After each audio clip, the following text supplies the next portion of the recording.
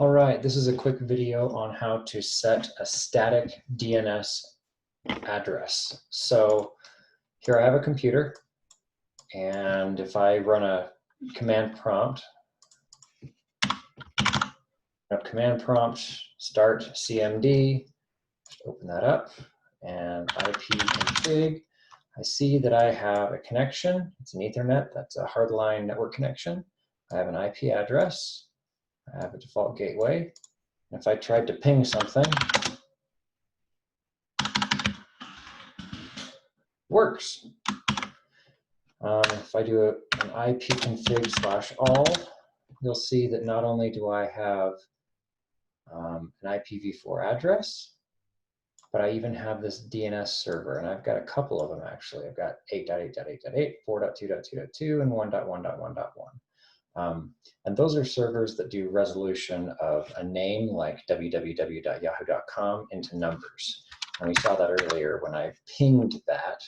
Instead of coming back with a name, it translated that into this address of 98.137.246.7. So if you ever think that you might have some misconfigurations with DNS, there is an easy solution for that. So here we are in Windows 10.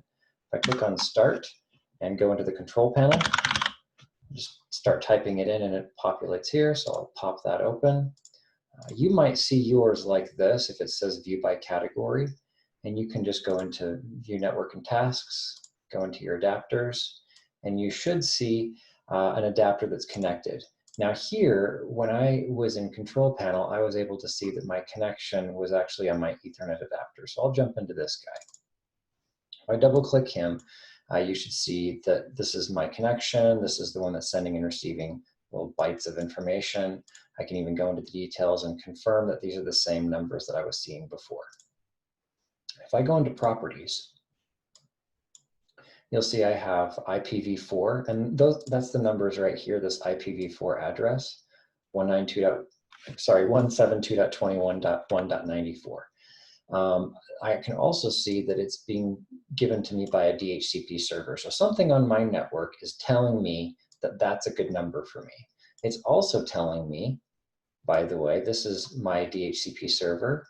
It's also telling me what my DNS servers are. But if I wanted to change that, it's pretty easy to do. Also, I don't have IPv6 running on my network. So I've disabled it here. And if you're going to try to troubleshoot it, it might be easier just to turn it off while you're working on this. But you highlight your IPv4 and go to Properties. And if I wanted to statically set an IP address, I could change it. But I'd have to make sure that it's within the scope of this. And we're just going to change the DNS. So right now, my DNS servers are 8.8.8, 4.2.2.2, and 1.1.1.1. So maybe I'll keep the first one, 8.8.8.8, but maybe I want to change the second one to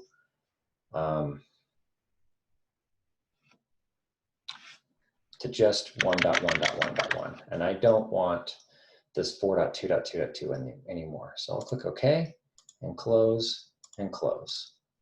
And now you'll see that my DNS servers are no longer including the 4.2.2.2 like they were before. Here it is with the 4.2.2.2. Here it is now without. So if I intentionally break DNS, I'll show you what that looks like. Let's imagine that I had a DNS server that was really bad. So let's say I just pick some numbers. 12.12.12.12 and 11.11.11.11. I don't even know if they are real addresses. So I'm going to say OK on that. And there's my new numbers, right? And let's test some DNS. Can I ping yahoo.com?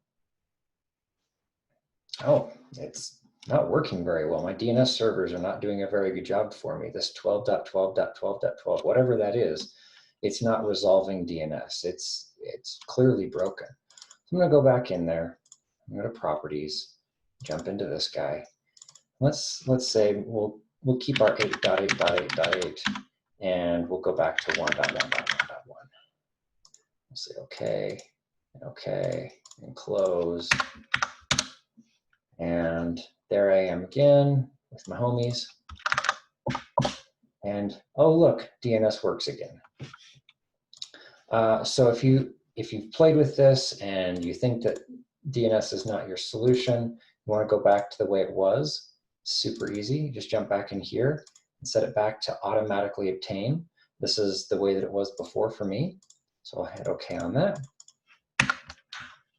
And let's see what I have for DNS. Oh, it went all the way back to the way it was before, including that third number, the 4.2.2.2. Does my DNS work? It still does. So hopefully this is helpful for you.